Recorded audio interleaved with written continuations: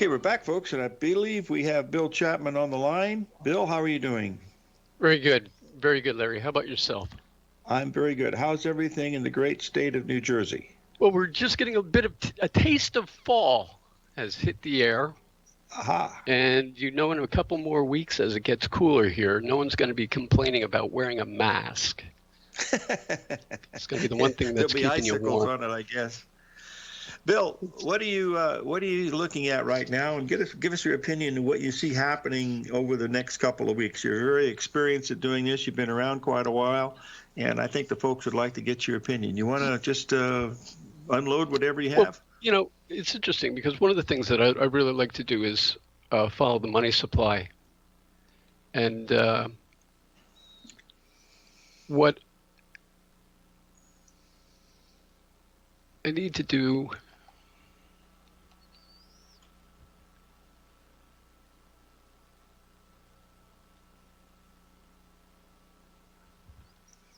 Uh-oh. Did we lose connection? Uh-oh. Can you hear me? I think I missed some a little bit. Go right ahead. You were talking about money supply? I want to bring up my slideshow here. Okay, can you put it into the den? Because I haven't got it, so you'll have to be able to do that somehow, either through your Skype connection or whatever.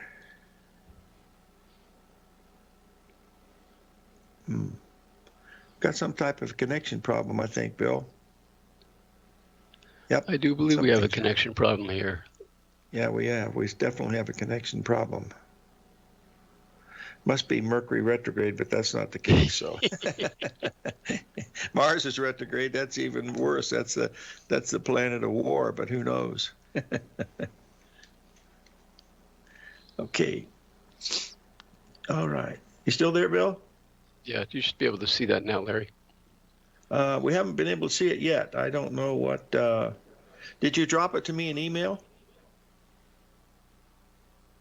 Oh, wait, there's a slide. It's coming up. We're good. Fire away, my friend. Fire away. Bang. What I was always looking for is the monetary base. Mm-hmm. And usually get a lot of information from the Federal Reserve out in St. Louis. They're very generous with providing information to do the research. And the idea here is I'm a monetarist, and I really like to see where the money is going. But as of late, and just recently, they have decided to, one of the tools that I use is the monetary base, the total monetary base. And this is what they've done over the past month. They've discontinued the information. The same thing with the excess reserves of depository institutions. They probably heard me the last time I was on making mention of the fact that they've increased the percentage change, as you can see in the upper left-hand corner, 117.2% from a year ago on the excess reserves of depository institutions. And the key here was being able to see whether the banks were holding on to those excess reserves or whether the banks were depleting those reserves. And our friends at the Federal Reserve have discontinued that chart also. Wow.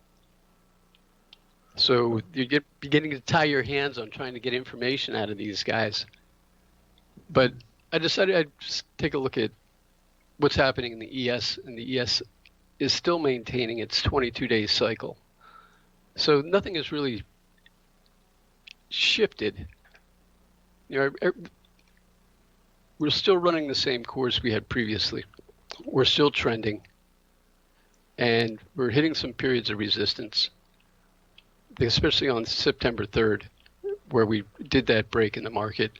And that should be right about where we were, we were anticipating that.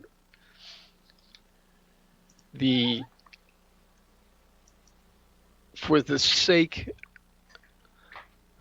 for my curiosity, I decided also to look at gold. And I found that gold was running a 26-day cycle. And the break in gold on August 5th was interesting in and of itself because that was also around the time that you started to get the run in the technology stocks. And I was just wondering if there was a portfolio shift from gold into the technology stocks. But I'm expecting gold to move down to where you see the green circle there, where it gapped up. And I would anticipate that happening, anywhere between now and November 25th. Okay. We had. Where are we I have going? a question for one of our listeners, Bill. When you do you trade gold in your trend reaction group, or do you just? I thought you just traded the S&P. I don't trade gold, and mainly that's from. I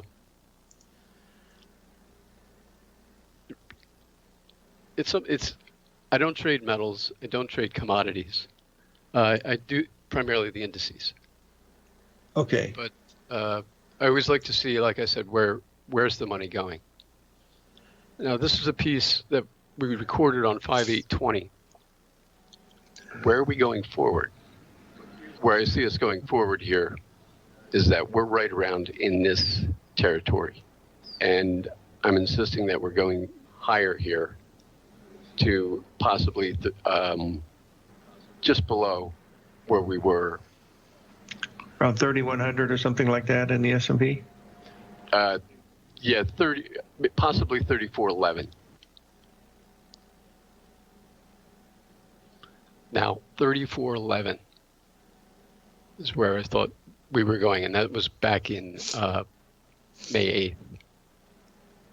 And I got this chart from the guys at Spot Gamma, and these are the Spot Gamma price bands. And they do an interesting thing on analysis and analyzing the market on a daily basis, is that they have these price bands that are the concentration of options interest at various strike prices. So you have an absolute gamma, a call wall, the zero gamma where there's no risk on either side. Like the absolute gamma is the strike with the largest absolute call and put gamma function. So it's offering points of support and resistance in the marketplace. But if you look at the call wall there, it's at 3410. Now this has changed. This is from the 6th. Today's the 8th. This is from 2 days ago. But it gives you a very good idea on where the market should be trading. So like down there on the left where the put wall is, that's where the strike with the largest concentration of puts, and it's a potential target for a bottom on sell-offs. So that's how that chart is read. And they do some really good work over there at Spot Gamma. Okay, we have to pay a few bills. Bill, stay with us, and we'll be right back with Bill Chapman of Trend Reaction.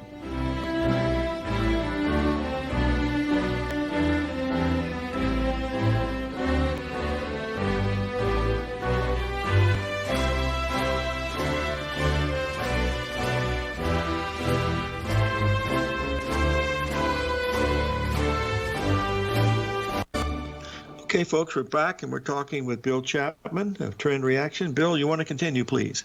Yeah.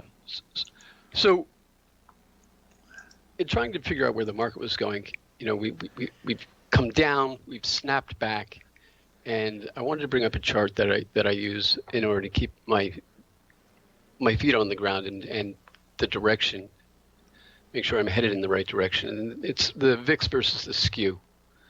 And here you can see where anytime the skew crosses the VIX, you get a downturn in the market. And then when the VIX crosses, when the skew comes from the downside and up, you get positive moves in the market. Okay, Bill, we have two questions. First of all, on your other chart, the M1, was that what you were saying, that they're not reporting M1 anymore? No, not M1, not M1.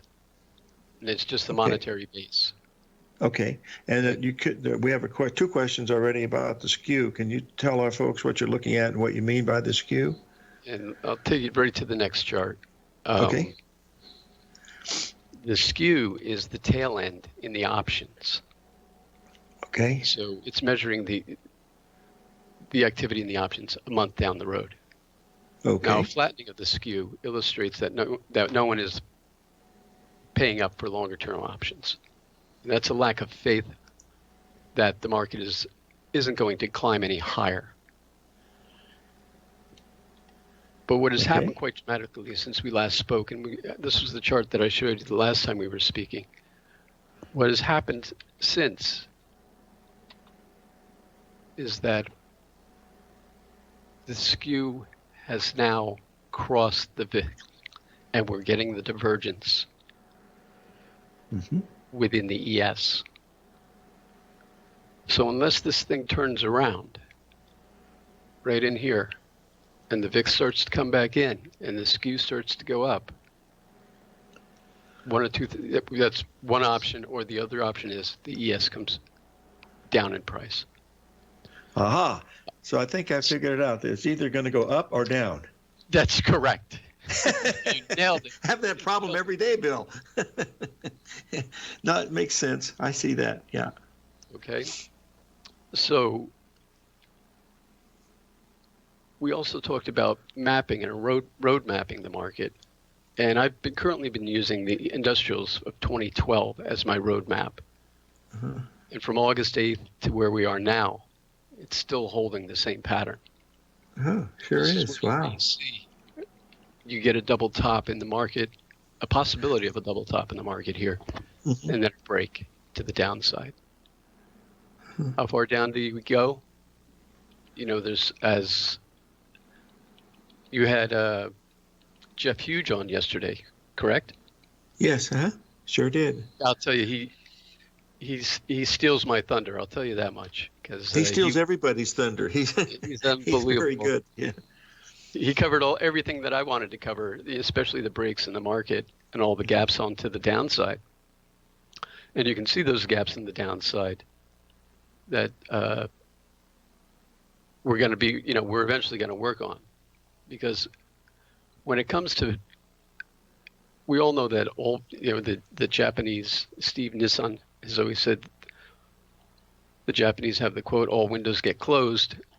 And what happens in the marketplace today, because 90% of the volume is traded via computer, via program trading, what you see is not what the algorithms see.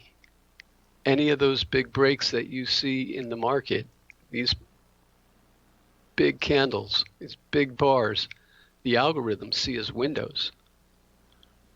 And these windows need to be closed. And this is what normally happens right after all these windows open. These are targets. These are where the algorithms are going to take the market. And you've got to be aware of that in terms of, placing your stops, for example, especially if you're intraday trading. But I wanted to take a look at we've got ourselves in quite a bit of, we've got ourselves stuck in the mud here in terms of this economy. And I was watching Jerome Powell the other day, and he seemed just nervous as a cat. And I noticed something about this guy. You take a look at his tie. Now, he either has only one tie, or, that's his lucky tie. I know the answer to that question, Bill. You do? Yes. He has the same haberdashery guy that Trump has, so that's got to be the reason. They use the same ties. One days it's Wednesdays, the other days it's Tuesdays. So that's my feeling. It's just... It's Maury's on 52nd Street off of Fifth Avenue. Oh, okay. That makes sense. It makes complete sense. In my daily report that my clients get, they get it an hour before the market opens, we get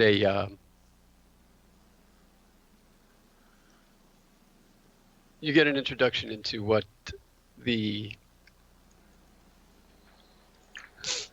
my thinking is on the day. You also get a roadmap to the day's profile. And the one thing that I'm doing that I have yet to find someone doing it as well, but I put the turn times in the marketplace. And this is when the programs are triggered, they leave a huge footprint on the tape. And if you know how to read them, you can tell they're planning tomorrow's market. Now, I know this is, some people tell me I'm crazy, but right now they're planning tomorrow's market today. Mm-hmm. I agree with that. As these programs go off, 9 o'clock here, 9:20, it was a start, there's a stop. From 9:25 to 10:35, 11 o'clock to the 11:30 turn. Yep. The kick at 12, this great buy program here right into 1300. Yeah. And then again, up to 1450, where they break and bring it in for the close. Wow. And what I wanted to do, I could bring this slide up. I wanted to go back to here. And I don't mean to what we're looking at here is the delta chart with the count. And we've reached 0.8. I believe we're into 9, going into 10. But where are we going forward? Where I see us going forward here is that we're right around in this territory. And I'm insisting that we're going higher here. And this is to possibly just below where we were. Okay. Hey, Bill, we've got to take off here, but we want to thank you for being on. We'll have you on again later date, and be safe out there. And thank you very much, Larry. Stay on the green side of the grass, my friend. Right. Trendreaction.com. Trendreaction.com. Bill Chapman. We'll be back, folks, with the wrap up.